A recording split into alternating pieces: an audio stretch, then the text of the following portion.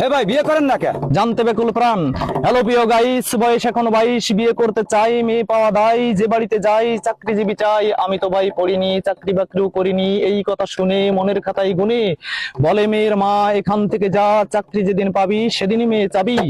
আপন করে নিল না, নাস্তা পানি দিল না, করে দিল পর, হতে পারিনি বর, স্বপ্ন নিয়ে বুকে বেড়াই ধুকে ধুকে। চিন্তা করে নিলাম, বিধির জানাই দিলাম, শত আঘাত সইব, এই ভুবনে আমি স্বাধীন চিরকুমার রইব।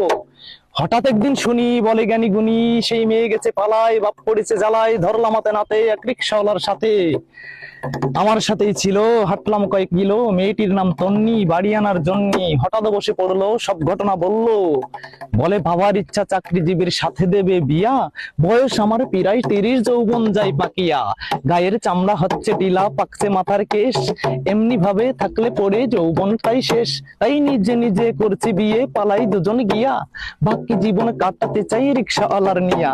তাই পিতা মাথা যারা শুনে রাখেন তারা মগ্ন যেতে নিয়েন, সঠিক বয়স হইলে এদের বিয়ে দিয়ে দিয়েন, সঠিক বয়স হইলে এদের বিয়ে দিয়ে দিয়েন, সঠিক বয়স হইলে এদের বিয়ে দিয়ে দিয়েন।